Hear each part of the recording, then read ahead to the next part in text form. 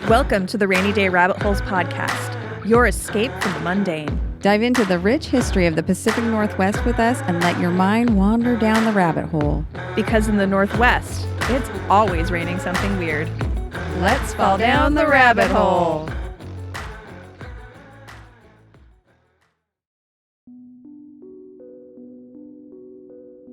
Quote, "It was pretty sad because for the first time I found out how stupid people could be. It sort of made me feel alone in the world. The more people pointed at me with scorn, the more stubborn I got, and when they began calling me the bad girl of West Seattle High, I tried to live up to it." Frances Farmer. Today, we're diving into the life of Frances Farmer, a Hollywood starlet whose name is synonymous with both fame and tragedy. From her rebellious youth in Seattle to her dramatic fall from grace, Frances Farmer's story is one of defiance, scandal, and ultimately a heartbreaking battle with mental illness. So grab your raincoats because this rabbit hole is as stormy as it gets. Da, da, da. That's our favorite. I thought that was my part. Oh, sorry. I took that's over. Okay. Go ahead. You stole my thunder. I actually write it in sometimes for you. Well, welcome back to Rainy Day Rabbit Holes, everyone. I'm Shay. And I'm Jody. And with us today, we have two very, very special guests. We have from the Midday Musings podcast, Stephen and Laura. Welcome to the show, guys. It's so great to be here. Thank you for having us. Yeah, thanks for having us. We are so excited to be on today. You guys, what do you think about our kill room? Exquisite. No notes. I'm looking One for... Sasquatch. I'm wondering where the knives are, where the guns are. I'm kind of like, where are they? Where are they hidden? I need to keep an eye out for them. No, yeah, I'm feeling- we kill it in here. That's the kill room. We kill it in here. Exactly. Killing this podcast thing. I don't know. Maybe we need to rename it. Maybe it should just be the Sasquatch Den. Oh, I Yeah. like that. Oh, and when we were on our road trip last year, we came up with a rating system. Now, it was specifically for gift shops. And it was squatches. So it was how many squatches do you give this gift shop? And we did come across a couple five squatch gift shops, but normally it was one or two. So what would you give our studio in squatches? In terms of squatches, I think it's a solid 3 to 4 squatches. You need more squatches. I was going to ask you about your squatch rating system. Is it the number of squatches in the gift shop or the squatchiness, the general squatchy quality I of think the it's gift just shop? more about like what you have there and the price. And also the feel of it. Yeah, and the feel, yeah. The there vibe. was one right outside of the Redwoods that the whole gift shop was all stuff made with redwood, right? Oh, So it was every weird thing made of redwood. And then there was lots of stuff that had Bigfoot on it. Mm-hmm. It was kitschy, weird, covered in dust and spiders, slightly creepy. The proprietor was very creepy. Like he seemed annoyed to have customers. Right? He was so grouchy. Wow. But the whole experience was memorable enough that I was like, that could be a solid 3 squatches because you will remember going to that gift shop. Yeah. Now, the gift shop, after going through the chandelier tree, so one of those redwoods you can drive through, you pay $15 to drive through a dry, dusty park. And then there's a giant redwood that has a hole cut out of the bottom that can barely fit. Most cars can't go through it. Like we were in an Audi A5 wagon. It was a Quattro. Quattro. Yeah, and it barely fit through. Right. If we were Ooh, bigger okay. than a sedan, Yeah. a small car, I don't. Yeah, if you were an It wasn't- SUV, no way you yeah. couldn't drive through it. So you would have paid $15 to go in and Right. drive around and the you tree. can't see it till you get far back. Yeah. I'd just be a little disappointed. I wish I could fit my car through the tree, but you it's gotta too go around. big. It's I just too paid big. $15 to drive through something I can't drive through. Curse is foiled And if you again. think of the squatches, like they're tall, sometimes they're wide. Right. They might not be able to fit. Oh, Yeah. that's true. Yeah. Them Oh, I squatches. don't think. I think they'd have to duck. Yeah, you would have been able to fit 2 squatches side by side if they had ducked. And then the gift shop was lame and so overpriced. And Yeah. it was just everything we had seen in every other gift shop. And I felt ripped off and disappointed. And then So they got a 1. it got a 1. I was very One upset squatch. with that one. Yeah, one No, squatch. That's fair. That's No, fair. that's fair. Yeah. I have to say, given that there are no prices in this room, that's an immediate 5 squatches. Oh, and actually everything's either been found on the side of the road or from the dump pile in my shop or, somewhere in my house or her house. Actually, these walls came from her old deck. Amazing. Additional squatches for yes, sustainability. so- Yes. As I far mean, as we pricing squatches. goes, Can we it's pretty good. Can we have bonus squatches? I want to give it like 6 out of 5 squatches. It's solid. It's solid. Well, it will be once we get art on the walls. Yeah. So we're going to paint these 2 walls with some murals or maybe put moss on them or something. Yeah, make it very northwesty. Yes. So it's a work in progress as we go along. We're going to get some nice candles for in here, but for now, it works. So Stephen and Laura have joined us today for our stories, just for some good times. But you should definitely check out their podcast. The Midday Musings podcast comes out, 4 days a week? 3 days a week? At this point, we were 4 days a week. We're down to 3 days a week. But yeah, so every Tuesday, Wednesday, Thursday, we're releasing new content.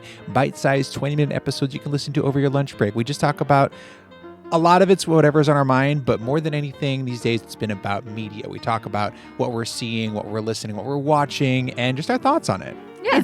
It's a great little escape. Their banter is wonderful, intelligent conversation. I always leave feeling just slightly smarter. I also, sorry, Stephen, but Laura's voice is just like, I felt like it was so calming. I just love listening to it. And so when I was listening to your podcast, and the other thing is, I love how brief it is. You pack in a lot of information in it in such a brief time. And I'm like, wait, I listened to like 3 the other day just because I was cleaning. So I was like, but on a regular day, that's about all I have time for. So I loved it. I got a movie review. We have some ghost stories, which I thought we have some ghost stories ourselves. So this is, they match up. It's a really great podcast. Yeah, Shay and I are actually using the same ghost story book. Oh. I don't know if you guys are making content on it later, but Ghosts of the Pacific Northwest. The Margaret library Reed- is still yeah. holding it for me. I need to go. I'm number one It's in 'cause Laura line. has it. I know. We have one of 3 copies. I actually bought it Oh, got from some obscure site online. It's not even there anymore. We appreciate you guys so much for coming down. We've been looking forward to this. This is really exciting. So, Jody, tell us more. Back to the story of Frances Elena Farmer, who was born September 19th, 1913 in Seattle, Washington.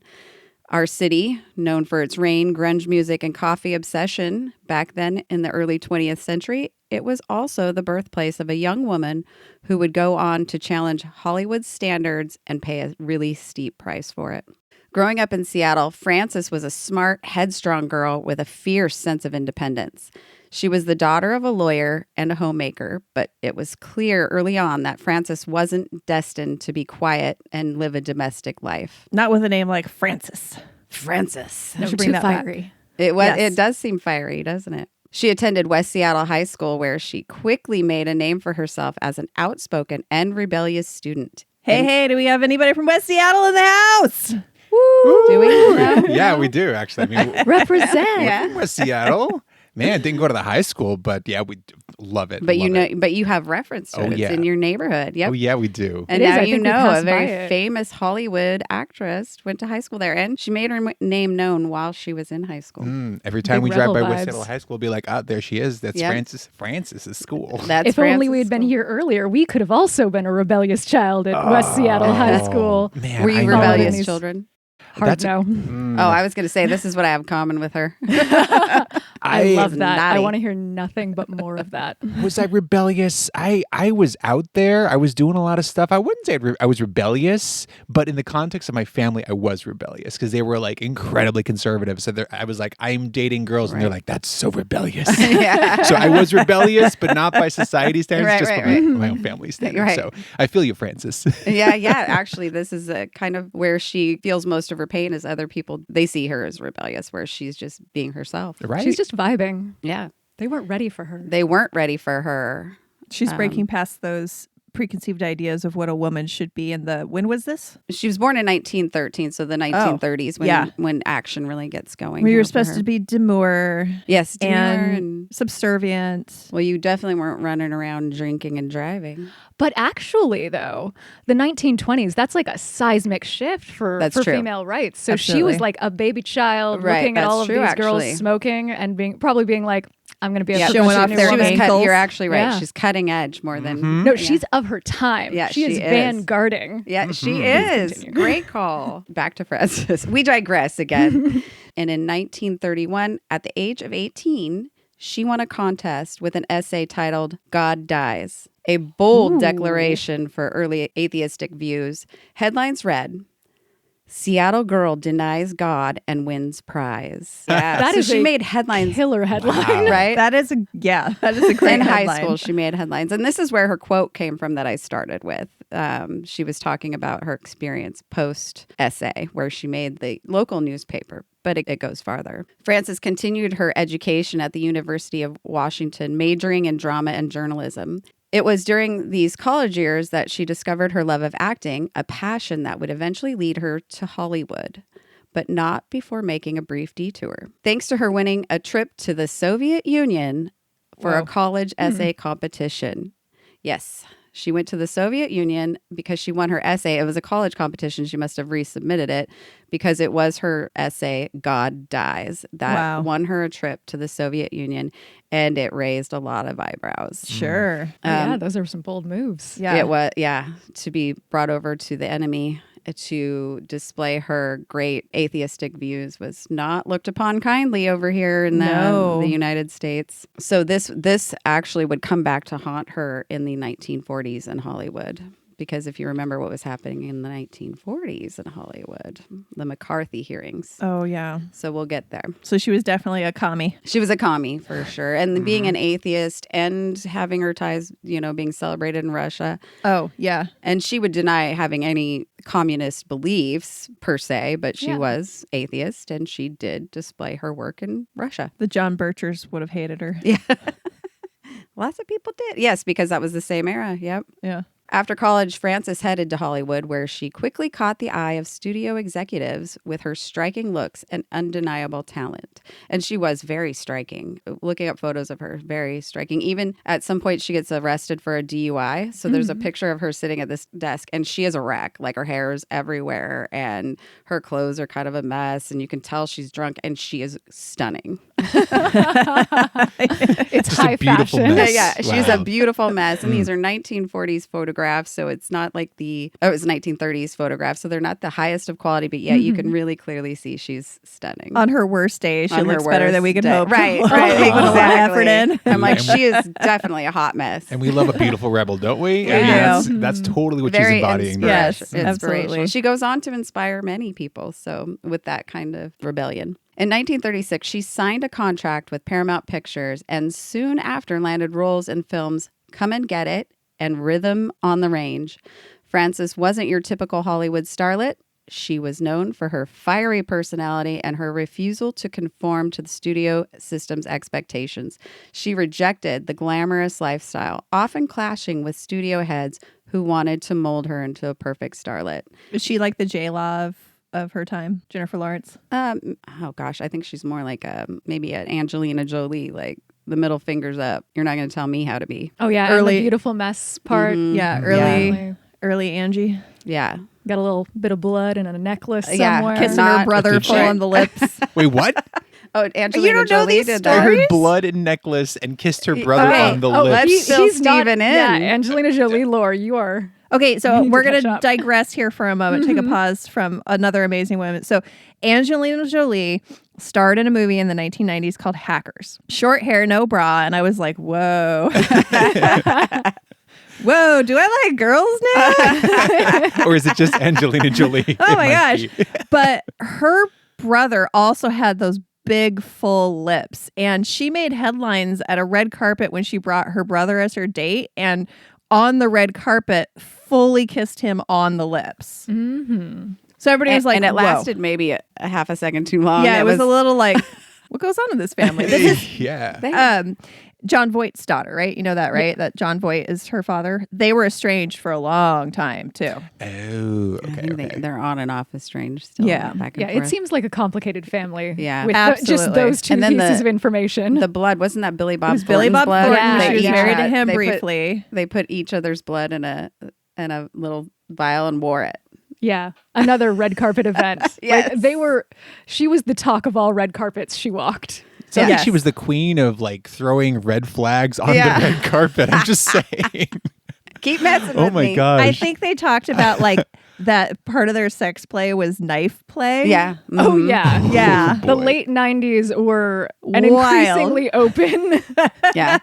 So I think Situation. Frances, she probably is a little more like Angelina Jolie than Jennifer Lawrence. Okay. Where Jennifer Lawrence is just quirky and is like, I can't eat this. Yeah. Yeah. This one's Or a little like, bit I'm going to more go in your home and face. have pizza after this. Right. Right. Yeah. So rebellious After this eating red carpet. food. I know.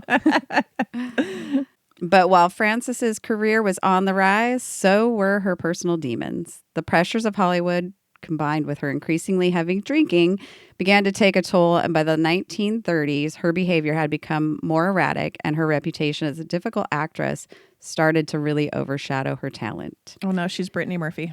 Oh, sad day.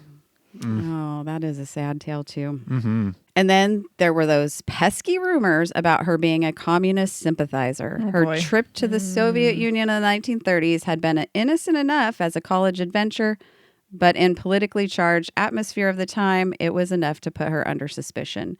Frances was never directly involved in politics, but the label stuck, adding more fuel to the fire of her crumbling career. I bet she used fluoridated toothpaste. Oh, I probably because she was totally on the wrong side. She was a communist. I mean, that is a communist plot Yeah. to control the minds of Americans.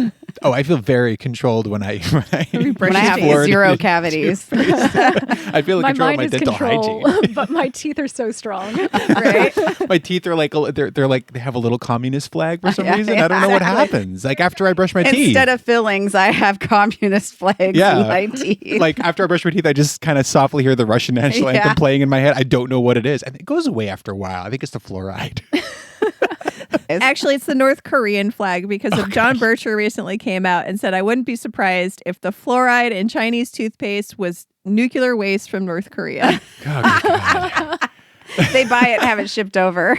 in bulk. They get a discount. Comes over in those tins And nobody worries about nuclear waste just being shipped. across the sea. Yeah, they don't care at all. They're like, that's waste product. It's fine. Do whatever you want with it. Toothpaste, that's fine. Baby formula, cool. Sorry. Yeah, just put it in there. It's fine. This world is weird. It's a small enough amount. It won't impact you. As the 1940s rolled around, Frances Farmer's life was spiraling out of control. Her drinking worsened, leading to a series of public outbursts and arrests. And in 1942, she was convicted of drinking and driving. After failing to appear in court, she was arrested again and sentenced to jail time. It was a stark contrast to the glamorous image Hollywood tried to project for her. Things took an even darker turn when Frances was diagnosed with paranoid schizophrenia. This diagnosis would lead to a horrifying chapter in her life. In 1943, after a series of public breakdowns and clashes with the law, Frances was committed to Western State Hospital in Steilacoom, Washington. What happened to her there is the stuff of nightmares. I think she's actually more well known for her stay at Western State Hospital Yeah. than her work as an actress. I think being an actress highlights her stay at Western State Hospital, but the discussions and topics that come up about her later is all about her mental state as an actress. But Yeah, there was a lot of institutionalization yes, back then. it was so very it's- easy to be institutionalized. We had a list. That was a crazy list. One that I thought was very interesting is kleptomania could get you committed. That was a mental illness if you were rich. If you were not rich, then you were a criminal. Yeah, that feels true. But yes, you could be hysteria, melancholy would get you committed to Yeah. Western State Hospital. Postpartum depression was a widely used reason to Yeah. have Commit somebody people. committed and And then yeah. the treatments were yeah. Even up to the 60s. Like, I mean, there's Yeah. the Bell Jar and another Angelina Jolie movie, Girl Interrupted, takes Yeah, place that during movie. that time. My mom was alive during that time, and she said that nobody talked about their mental health specifically to avoid Yes. any discussion of institutionalization. And I'm like, Mom, that's really dark. Yes. Yeah. Further in our Western State Hospital, we talk about the cemetery across the way, which just has, until recently, had numbers. There was no names, no dates of birth or death. And the reason was to protect families because these were patients from Western State Hospital. And nobody from discussed the this. stigma of the besmirchment of your good name by somebody with a Right. mental health issue. Yeah. But Grave Concerns is a nonprofit group that went through, and now those are all labeled. They went through and put new gravestones on. Oh, But great work. they used to hide that because of that reason. Nobody talked about it. That's why it's been such an uphill battle to destigmatize mental health. Because it's like Right, everybody has some sort of mental health. Right. We're Problem impacted that by they- life, yeah, which is not always rosy. Right. I mean, you have losses and traumas. There's no getting through it. And normality is a moving target Always. every generation. So Right. any deviation from the norm really would probably put you on some mental health spectrum. Right. And I think we're probably in the first 30 years of that being kind of chill.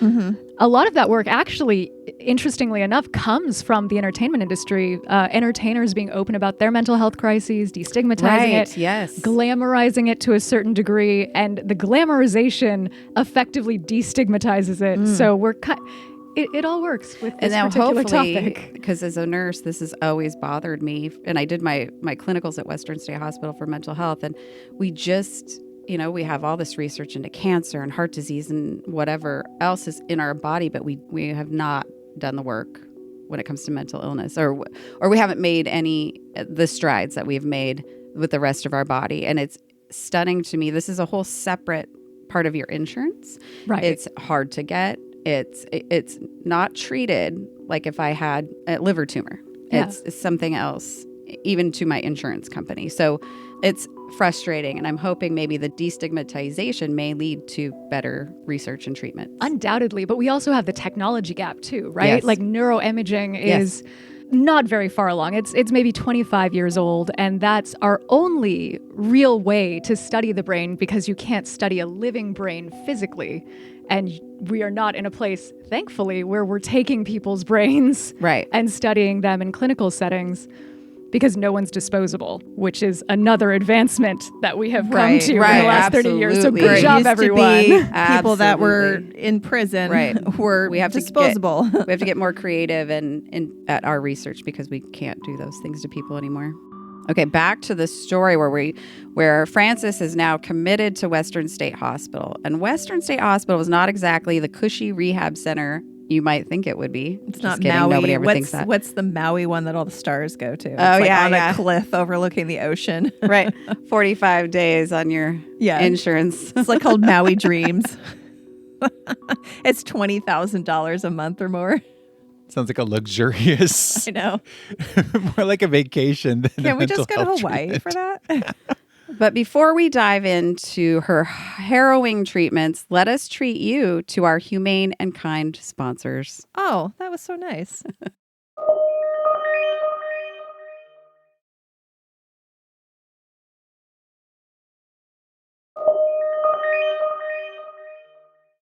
Welcome back. And by the way, if you'd like to hear ad-free episodes on our Patreon, please go to rainydayrabbitholes.com and sign up. In addition to ad-free episodes, you will get bonus content. You will also get smarter, funnier, and overall happier. And whiter teeth, too, because of all of that communist fluoride. Whatever it is, maybe you get a six-pack abs. Who knows? Underneath laughing, benefits. laughing may encourage six-pack abs. Exactly. All right, back to Frances Farmer, who at this point is in Western State Hospital, diagnosed with schizophrenia, and now she is subjected to brutal treatments, including electroconvulsive therapy, ECT, Yike. and insulin shock therapy, which I had Oh, not heard God. of until doing this research. So they gave her high doses of insulin to the point of causing convulsions and a coma in belief that such trauma could jolt a disordered brain. As an RN who's dealt with like insulin drips, like we're constantly, continuously monitoring your sugars and adjusting your insulin. This is terrifying, especially back in that day. I can't imagine they have a glucometer that's giving them instant numbers that they could address. It's like the essential logic behind these treatments is some iteration of shake them. Yeah, right. Shake Slap 'em. them. Right. Yeah, that's exactly what I was saying. Shake her up. Just, she's so Yeah, like she's too in upset. 1930s Just movies. Just Right. put her to sleep. Put her to sleep. She's too upset. She won't be upset when she's asleep. No one's upset when they're asleep. But Right, like, right, oh my right. gosh. It's like bring him to That's the brink insane. of death, and maybe that'll help him. Right. Right. So the practices at that time were common, but are now viewed as barbaric. Hey, you could murder somebody. Yes, it happened. By giving them too much insulin. Oh, yes, it happened. We, in our Western State Hospital episode, cover that and how a lot of people went missing due to these covering up these treatments. Yeah, So- they'd get these treatments and then their families would show up to see them and they'd be like, we have no idea who you're talking about. They've never been here. Who is that? It's also such a wild time because the man who developed the lobotomy treatment, he won a Nobel Prize. That is Nobel Prize winning technology. Right. And we all pause in retro. We're all evaluating that. Just thinking about the lobotomy. Put our hands over our eyes. It's also very timely because as we continue, it was reported that she underwent a lobotomy Oh, gosh. by writer William Arnold in his 1978 book, Shadowland. And then it was carried on in subsequent films about Frances Farmer, but it is actually false. There's no evidence that she was given a lobotomy in her records or by reports by her or her family. It's just never, it was only in that book and then that took off. So it's not That's true. more dramatic. But perhaps the most harrowing part of her time at Western State were the allegations of sexual assault. Frances later claimed that she was raped by both orderlies and other patients frequently, a tragic testament to the vulnerability of patients in this institution. It was very common. Yeah, it's disgusting. It's horrible. Especially when it's staff. You've got other mentally ill people, yes, protect patients from other patients, but the staff, that's a whole nother thing. I mean, it's just open. It's the people that are supposed to be caring. Yeah, it's literally their job to take care of you. How can you trust anyone if your caretakers are just abusing you too? Right. And as a nurse, I see people come in and, I worked in heart attacks. So they'd come in and we'd clear up their arteries and send them away. And you don't know me for Adam, and you don't know that doctor from Adam, and you don't know the other people from Adam, and you are trusting us. And that is so important to me, that every time a patient comes in, that's my loved one. That's how I'm treating this. That's how serious it is. And you have to trust that. And thinking of people that would sexually assault patients is just, it gets me infuriated. Anyway, back to the story. Frances Farmer spent nearly 5 years in and out of institutions, with the worst of it all happening at Western State Hospital. In 1949, thanks to the persistence of her parents, she was finally released from the hospital. By this point, the bright, rebellious starlet who had once lit up the screen was a shadow of her former self. I'm sure. After her release, Frances tried to rebuild her life, but it was an uphill battle. She took on odd jobs and even made a brief return to acting, appearing in a few television shows and stage productions in the 1950s. But the spark that had once defined her was gone, and she lived a quiet, reclusive life in Indianapolis, far from Hollywood and far from Seattle. Well, I'm sure besides all the horrible treatments, they probably drugged her up with Thorazine and lithium there was no tomorrow, which makes you a zombie. Yeah, we call it the Thorazine shuffle. Yeah, I have an aunt who has schizophrenia, and when she was on Thorazine, she was just a zombie. She would just sit there and she would rock. She would smoke and she would rock. Yep. In a chair that wasn't meant to be rocked, by the way. The treatments are not, and that we still aren't much better. Well, People with schizophrenia still are walking around like that. Well, maybe, she experienced a lot of stuff in Hollywood and in Washington. And so maybe for her getting out of there and going to Indianapolis, going to a place where she doesn't have any memory of bad stuff going down, maybe that was cathartic for her, getting out of it all, getting away from it. So, my understanding is that Indianapolis is very therapeutic. I'll keep that in mind. I might have to visit. You can watch the cars go around at the Indy 500, just watch them go around. They're predictable and none of the cars are trying to hurt you. Exactly. It's about routine. Yeah. Well, I'm sure, too, her abuses probably didn't start in the institutions because Hollywood was notorious for abusing the young stars. She's a little different than other stars. I would not be surprised, this is speculation, but just about reading about her and looking at pictures of her, I wouldn't be surprised if she was a lesbian.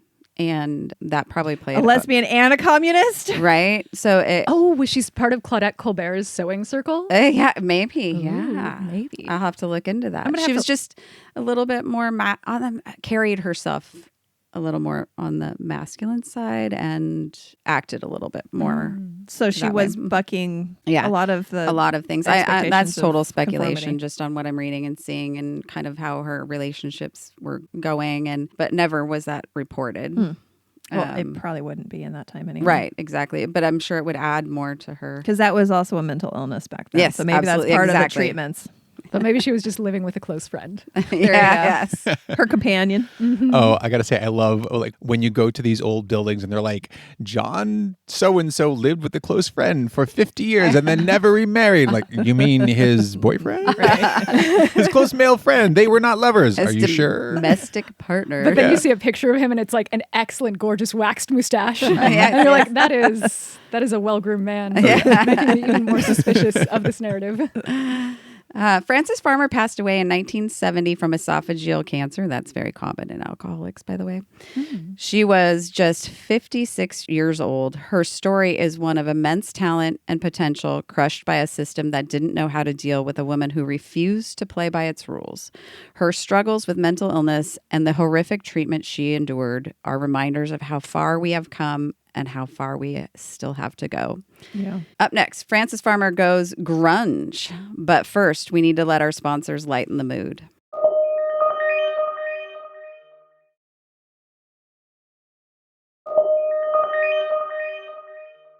Welcome back. By the way, if you would like to hear ad-free episodes on our Patreon, please go to rainydayrabbitholes.com and sign up. In addition to ad-free episodes and bonus content, you will get fitter, hotter, and prettier. Is that all the same thing? No, Okay. but you could look just like us. Yeah. Oh, yeah. You could become more like Shay and Jody. You could have this excellent skin and those giant. Oh, I said tits. I can't say that. 5 full squatches. Bleep. All right. Now back to the story. Here's where the story takes an unexpected turn into the world of grunge music and another troubled soul from the Pacific Northwest, Kurt Cobain. For those who may not know, Kurt Cobain was the lead singer and guitarist for Nirvana, one of the most influential bands of 1990s. Cobain was a deeply introspective and often tormented artist, much like Frances Farmer in her day. So what's the connection between these two iconic yet tragic figures? Well, it turns out Kurt Cobain was fascinated by the story of Frances Farmer.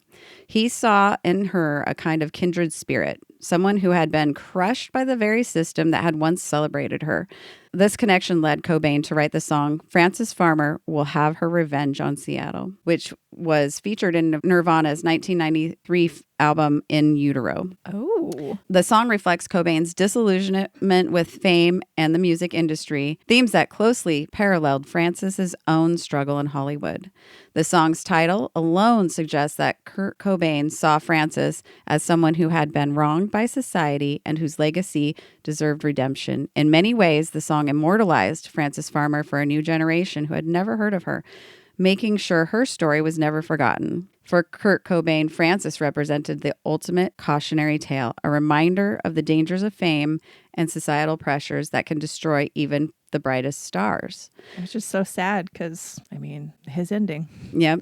He controlled his own ending more than she did, but I mean, unless you believe the conspiracy theories. Kurt and his wife at the time, Courtney Love, named their only daughter, Frances Bean Cobain, in honor of Frances Farmer. So that's where their only daughter's name came Out of from. town. I had no idea. I love Kurt Cobain, but I did not know the history and the connection to Frances Farmer. That is, that's rich with nuance now. Yeah, meaning. right. I When you love listen to that album or that song or read about him now, it has a different meaning. I remember, when he named his daughter, looking into that, knowing that he named his daughter and had that song. So I had read about it before, so that's why I want to make sure to include it in the story. But yeah, more recent ties. Frances Farmer's life was often viewed as a cautionary tale, a warning of what can happen when the pressures of fame collide with untreated mental illness. But it's also a story about the dangers of a society that doesn't tolerate nonconformity, especially in women. Frances was ahead of her time in many ways. Her atheism, her rejection of Hollywood's superficiality, her refusal to be anything other than herself. But these same qualities that made her unique made her a target. And let's not forget the rumors of her communist ties. In a paranoid atmosphere of mid-20th century America, those suspicions were enough to further isolate her from the Hollywood elite. Whether or not Frances actually made any political leanings is beside the point. The mere association was enough to damage her already fragile career.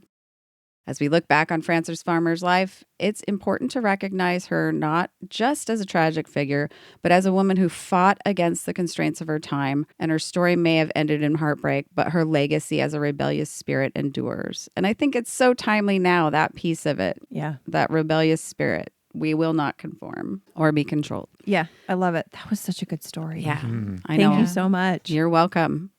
Keep looking into Frances Farmer. She's deeper than what we can put into this podcast. So everyone out there, there's lots of information about her, and she's very interesting. Yeah, I gotta say, her story really resonates with me. It's just, it's got so much. I feel like there's opportunity there for that story to be retold in a number of different ways if it isn't already out there in like a book or a movie or something. Oh, Like it's got so much. There's several, but they've, for the most part, sensationalized her, used, the lobotomy part of the story, which is untrue. And so it would be nice to see something out there that treated Frances Farmer for the person she was, the human she was, with humanity and truth.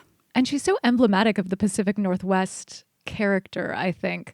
There's such a high tolerance for diversity of expression, opinion, and certainly grunge here, but that is the polar opposite of LA. Right. So that's true. Yeah. Yes. Where it's this about is conforming to a certain ideal of what a star is supposed to look like, act like, be like. Yeah, they'll actually audition you in appearance clusters. So if you're a redhead, you will audition for a redheaded part, or if you're a blonde, you will not be in that same audition, or if you're a brunette, you won't be in that same audition. Body types, racial presentation, just height.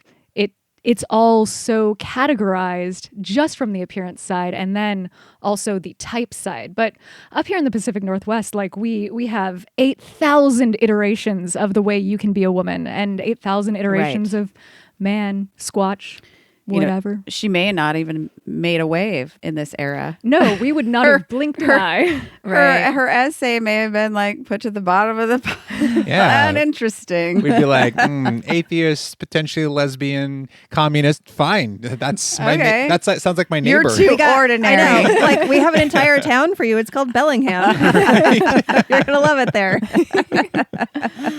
Right. Poor Frances Farmer. Oh, I love it. I love it. That is such a good story. Yeah, Thank you so much. She's gained a spot in my heart. I know. Same. Well, thank you, Laura and Stephen, for Yes. joining us for this episode. It's great to have Thank you you here. so much. Yeah, thank you for teaching us things. Yeah, I feel thanks. smarter already. Thanks for having us. I learned so much, and I gotta look up Frances Farmer now because there's just so many questions I have about, like, wait, what? How did she get there? And Right. Yeah. where I did know. she end up? I only have like this brief episode. I could do. We Right. could do a whole series on her. Look at this. We've sparked curiosity. Yep. That's what It's we our job. do. Well, we appreciate you guys coming on. Everyone, please go check out the Midday Musings podcast 3 to sometimes 4 times a week. It's really well worth it. It's your little cozy corner of the internet. It's always uplifting. It's always a good time. And like I said, I always, especially Laura, like, your conversation is so intelligent. I always come away going like, I just had a conversation with the smartest person and I don't feel dumber for it. Thank Wow. you. I'm going to ride that compliment all day. Thank you. Well, you can save this recording and play it every day in your car. Yeah. Might be my new plan. Well, we're definitely going to have them back on the podcast soon. So make sure that you are subscribed, like, follow, and review us. Remember, you can go to Rainy Day Rabbit Holes for everything, including joining our Patreon, finding more information about these episodes. We'll post pictures of Frances Farmer on there. And we will see you next time. See you down the rabbit hole.